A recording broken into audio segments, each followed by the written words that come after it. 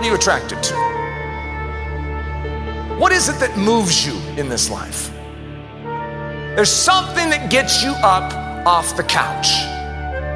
What is it? Gold or God? You choose. For where your treasure is, there will your heart be also.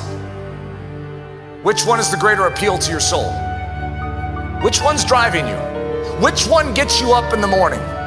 Which one lifts you off the couch? Which one will cause you to risk life and live? Gold or God? Do you really trust him?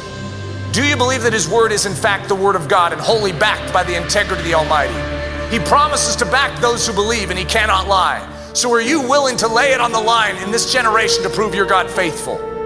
Or are you one of the humbugs?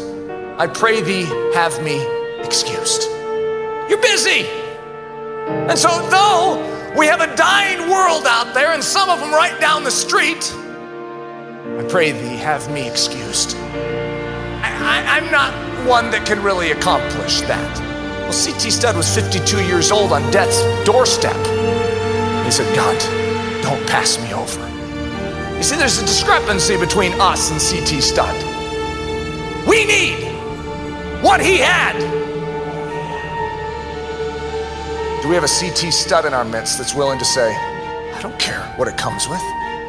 They're lost. There are those needful of Jesus Christ. God, send me. Would you rather that someone else go instead?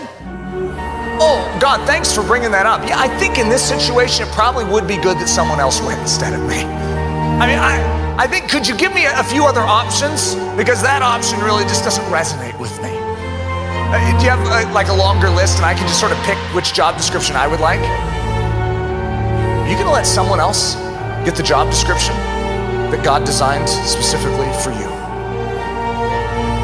Do you have a limit to your obedience? It's like, I will follow God to this point, but anything beyond this point is extreme. Who came up with that? Doesn't God own you? Don't you realize that he purchased your body? You belong to Jesus Christ. You submitted your life to him. He can do with you what he wishes. So who are you to give your life to Jesus Christ and then define the terms of how he will use your life? Do you have a limit to your obedience? Because if you have a limit to your obedience, something's wrong with your Christianity. Am I willing to serve forgotten and without applause? We really like to be known, and we really like the applause. Let's just admit it, and then let's answer the question. Are we willing to forgo that? Am I willing to forgo the comforts of life? If any of you are Americans in here, you know the value we put on the comforts of life. God wouldn't actually ask me to forgo those, would he? That's not right. Are you willing is the question. Doesn't mean he will ask you to just be miserable. The question is, are you willing to go where there aren't comforts? You know, there's other places in this world, if you haven't traveled much, you'll find it out, that aren't like America. You know, East Timor, Afghanistan, Iraq, Liberia, you know, there's some rough places out there. Liberia doesn't even have electricity, paved roads, and they need Jesus Christ. Are you willing to give up the comforts of life for your King? By the way, life on earth is very short. Are you willing to give up a short season of your existence to serve your King well, no matter what the cost? Am I willing to go anywhere, no matter the danger or darkness? Anywhere. Anywhere is the question. Not just to the easy spots. Anywhere. For King and kingdom. Because if you say no, who do you expect in this generation to say yes? Am I willing to let go my reputation? You know, when you serve Jesus Christ, you become the misunderstood. It doesn't happen always immediately, but sometimes it does. Where people start looking at you like, what in the world's wrong with you? They start passing little rumors about you too. All sorts of little tales can begin to float through the air or over the internet.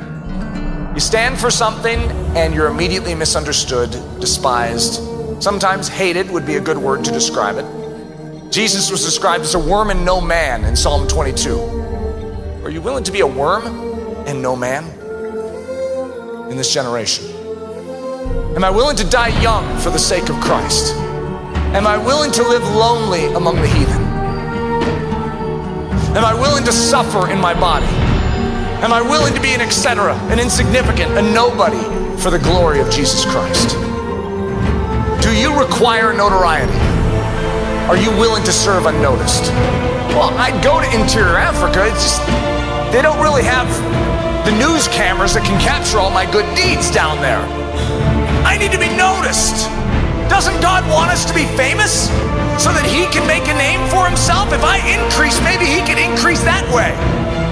No, actually the pattern for him increasing is you decreasing. That's the great secret for increase in the kingdom of heaven. We get out of the way. Are you willing to be one of Christ's etceteras, or must you be one of Christ's somebodies? Is this for your reputation or for his? I want you to realize what we're defining here isn't extreme Christianity, it's Christianity. It's the way it's always been. Gold or God? Which one lifts you off the couch? Which one will cause you to risk life and limb? Gold or God? Which one would you gamble to get more of? Because men and women all throughout history have gambled to get gold. But which of us is willing to gamble our lives and put it all on the line to get more God? More God. More God. Gold or God? You choose.